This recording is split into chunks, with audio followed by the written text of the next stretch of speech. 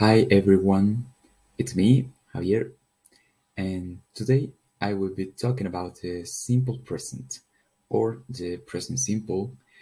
Both are the same, there is no difference, so you can use whatever you want. And today I will be talking about its function and the structure, obviously, followed by some examples. The simple present is something that we've been using our whole life, the whole time, um, from Monday to Sunday. So it won't be complicated for you to understand because we are already used to it. So this is kind of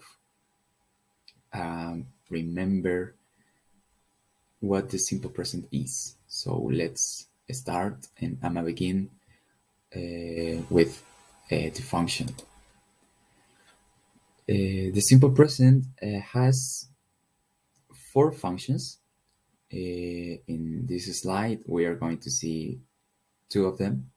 The first one is to talk about facts, to talk about something that is generally true. For example, cats like to sleep. They really love it. You know that they love to sleep. A day has 24 hours, and the moon spins around the earth. I guess you know what the moon is and what the earth is. Secondly, we use it to talk about our habits or some routines that we have through our day. For example, I listen to music every day. When we use every day, we already know that it is a habit. It's something that we do from Monday to Sunday. And the second example is the routine. After I wake up, I brush my teeth. Then I eat my breakfast. And finally, I go outside. The next two ones is to talk about something that is already scheduled. To talk about on a schedule. For example, the bus arrives at 16 or at 4 p.m. and I have classes at 7 p.m. There is an hour here, so it's understood that it's scheduled because, um, for example, I have classes every day at 7 p.m. And the last one is to talk about frequency. And here we we see, oh, we are going to use the well-known frequency adverbs. Here are some of them. Um, Always, usually, sometimes, rarely, and never. Between others. For example, I always read the newspaper. Obviously, you can change it for other like or for another like usually. I usually read the newspaper. I sometimes read the newspaper. So now we are going to see the structure, in this case, the affirmative structure of the simple present. That might seem kind of complicated, but if you practice a lot, and obviously if you pay attention, you will know that it is not.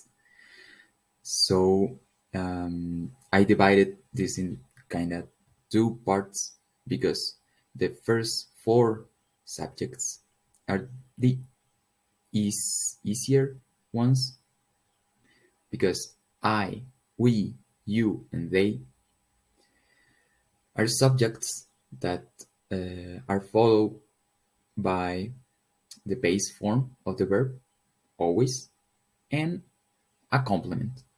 For example, I play tennis. We have money. You drive a car. Here you could see the subject, the base form of the verbs, and a complement.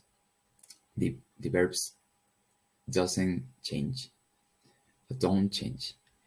And the talking about the subjects in the third person, he, she, it.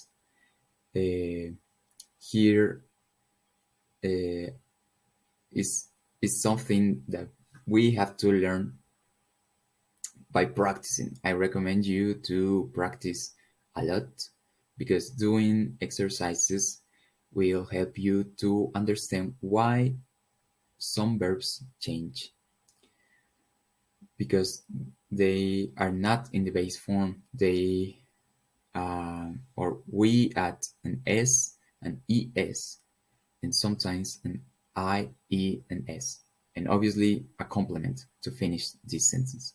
For example, he washes clothes, she fries potatoes, he kisses his boyfriend. Regularly, we add to add an S and an ES to some verbs. There's some where we have to add an I, an E, and S. For example, fries. The verb is fry, but we have to change it because it ends in a Y.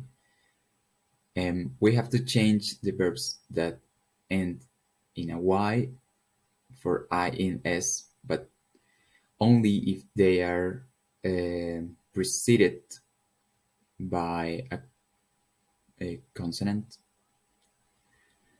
If not, we only add an S. For example, play. She plays things. The next slide is the structure that is negative, that is easier than the previous one, because for these subjects, I, we, you, and they, we use don't, the auxiliary don't, plus the base form of the verb, and plus a complement, only if you want, of course. For example, they don't work, I don't eat pizza.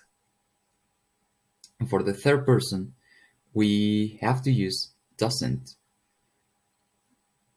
He doesn't cook, it doesn't hurt, he doesn't love you. And finally, we see the structure, but in a question, that it's like the structure in a negative. Just we have to change its position. For the four subjects, I, you, we, and they, we use the auxiliary do again, but do is in the beginning. Then we use the subject, then the base form, and finally a complement. And it happens the same with the third person, because we use does, a third person singular, and a base form, and a complement only if you want, of course. For example, do you like swimming? Do we have money? Does he smoke? Here we see that we are only using the auxiliary, the subject, and the base form of the verb. Does she drink? Does he know me? So this is it. As I said in the beginning, we are already used to the simple present.